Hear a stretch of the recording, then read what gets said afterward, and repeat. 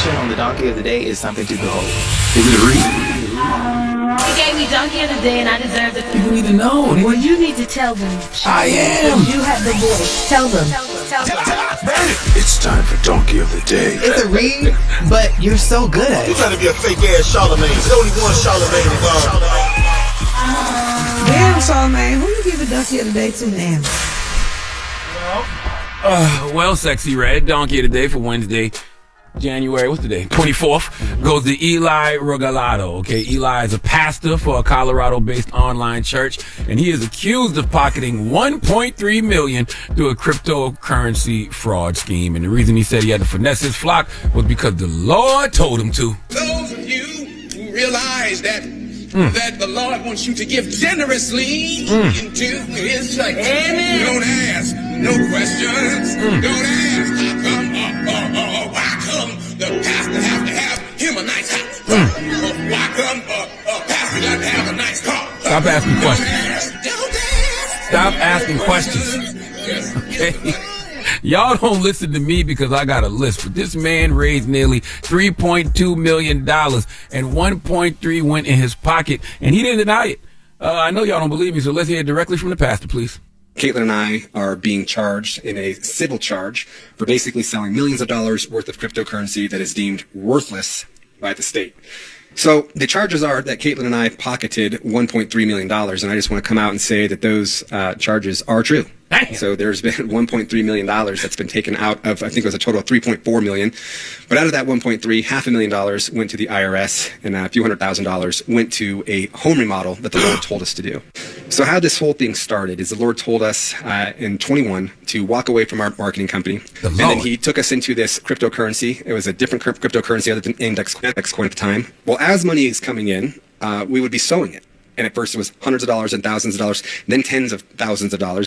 Money would come in, we tithe, we sow, more money would come in. And so we were just always under the impression that God was going to provide, that the source was never ending, that God was doing a new thing, and that we had nothing to worry about. What we're praying for, and what we're believing for still, is that God is going to do a miracle. Oh, Lord have mercy.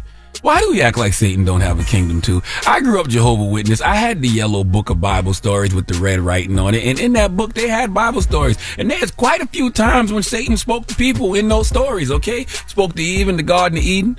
Okay, women really haven't trusted anyone since then. That's where it started. Women not listening and women not trusting men started right then and there. Okay, that's actually where all of our trust issues started. Eve got her and Adam and future generations of humans in trouble all because she listened to Satan, even though God already told them what not to do. Lord have mercy. See, that's how God works. God only gonna tell you once because once is all God needs. Okay, you heard what God said. Eat from all the trees you want in the garden except that one. And Eve gonna reply, huh?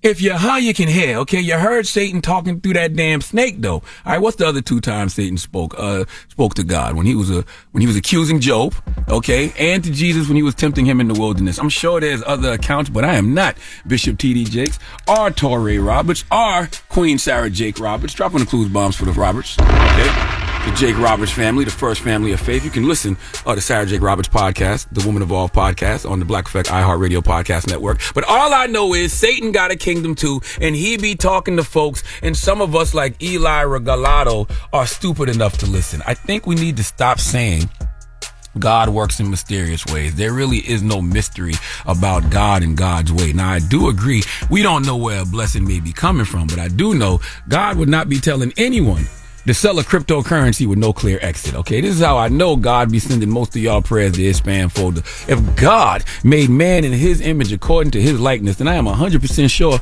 God is sick of us, okay?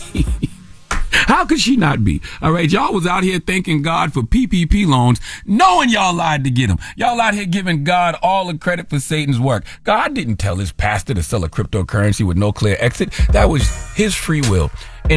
And Satan talking to him. Now, let me give you a little background on Pastor Eli Regalado. He was 22 when he served his first prison sentence for boosting cars. Nothing wrong with that. People grow and evolve every day, B. But his faith called him to be a pastor 20 years ago, so he started preaching online only for Victorious Grace Church, where he and his wife are listed as the only two employees. Okay, he has no cryptocurrency or exchange background, but yet he said divine inspiration. God called him to launch INDX coin and Kingdom Wealth Exchange. He said the Lord bought this cryptocurrency to him and told him, take this to my people for a wealth transfer. And through advertising at his church and other churches he found through other pastors, from June 2022 to April 2023, he raised $3.2 million. Lord have mercy. I don't like faith-based marketing. All right, stop getting over on people and blaming it on God. This man was telling his flock to invest and expect a miracle. Told them to wait for God's plan. Now Eli Regaldo wasn't just getting over on his flock with crypto. He did it the traditional way too. By traditional, I mean he would tell investors to tithe and sow the causes helping widows and orphans, but the money went into their own pockets. I know y'all say God forgives, but how many of y'all out there forgiving the people who done lied about you?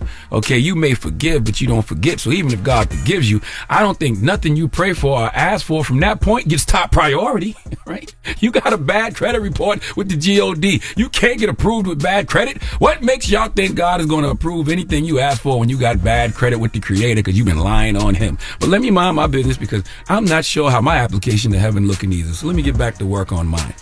Eli, his wife, and his 3 companies are charged with securities fraud, unlicensed broker-deal activity, selling unregistered securities, and imposition of constructive trust. And in his comments right now on YouTube, Eli has dozens of people continuing to reassure him that God will turn the situation around.